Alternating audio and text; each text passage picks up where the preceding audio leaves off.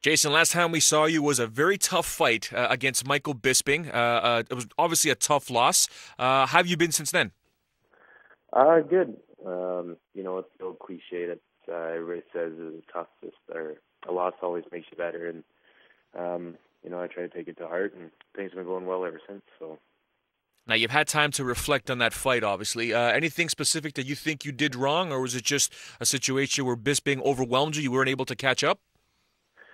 yeah, it was very weird for me. I don't know. I've never I didn't feel good at all. Heading out there, I didn't. My head just wasn't in the right place, and I yeah. I mean, he came out on fire, and I don't know. I was in a bad place, I guess, and he absolutely dominated me and took it to me. Definitely was not my night. You mentioned that your head wasn't in the right place and you may have been distracted. Did the jet lag or anything have to do with it at all? I don't know. I don't like to say like it was the jet lag or anything like that, but it was just I just didn't feel right over in London. It was a tough trip for me, and um, I don't know. Everybody keeps asking me, no, was it the nerves? Was it being on the pay-per-view and that? And I don't honestly know what it was. It just wasn't my night, and um, things didn't go my way, and I had to step back and take a look at it, and um, hopefully I've corrected everything that went wrong, and I just got to learn how to focus better and get into my own head. Well, it's all about living and learning, and like I've always said before, when a fighter suffers a tough loss, he generally comes back much stronger. And the UFC just announced your big fight coming up. In addition to this big card with Chuck Liddell and Rashad Evans, you're taking on Jason Lambert. That is a huge fight, my man.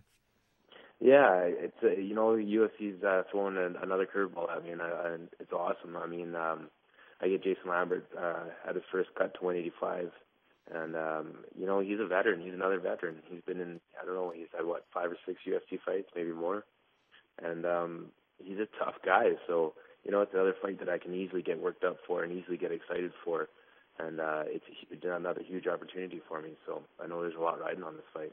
Now, he's making a huge cut because he's fought some big guys. He's fought guys from Tim Sylvia to Sobral, and now he's going to drop all the way down to fight at 185. Do you think it's going to be an easy cut for him, or what do you think?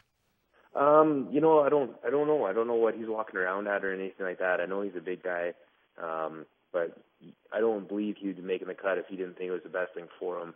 And with the team he has and the guys around him, I don't think anybody would let him do it unless they thought that was good. So I imagine he's tried it a couple of times and he feels good. And all I can expect is that he's going to feel better than he's ever felt before. And he's going to come out on fire. So we'll see what happens that night.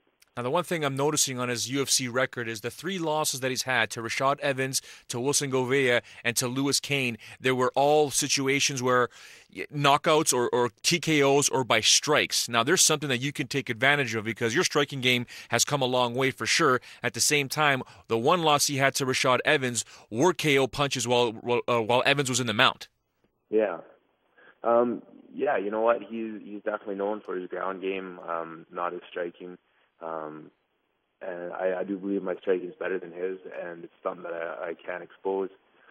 With this fight, though, I mean, I plan on showing off some of my ground skills. I haven't had a chance yet in UFC to, show what I can do on the ground. And, I wouldn't mind pulling off submission of the night in this fight and, showing everybody that I'm not just this one-dimensional fighter that I have. There's more to my game than just this stand-up, and I want to show off my ground and pound. I was just going to mention you aiming for submission of the night. Now, he's only lost twice by submission, once to heel hook and once to a guillotine choke. So what does Jason Day have in store for a guy like Jason Lambert, who we know is this massive body that potentially can get on top of you in side control? It's crazy. I've watched all his fights, and he's a beast once he's on top of you. And, the one fortunate thing I have here in Lethbridge is I got Lee Meehan and Jared Kilkenny, who are both massive guys. So I'm used to working on guys with big arms and big bodies, and it's something that I'm accustomed to. So I got a couple things that work all the time with big guys, and I think I'm gonna pull a couple tricks out of the bag. And it's he likes his game, and we both have the same game. I mean, we both love ground and pound. So we'll see what happens. I'm not gonna give any secrets away right now. It's not for lack of trying. I'm trying to get the best I can to you because I'm thinking I got to get back to you because before I left for my Minneapolis trip, you and I were going back and forth, texting each other in terms of who your next opponent's going to be, and you wouldn't give it away. I won't say what you said to me, but I'll get you back, my man. I know you will. I appreciate the time. All right, thanks, Joe. Thanks, Jason. We really look forward to it. I'll probably touch base with you before the fight, but again, if we don't talk on the Fan 590, we want to wish you the best of luck. Absolutely. Thanks a lot, man.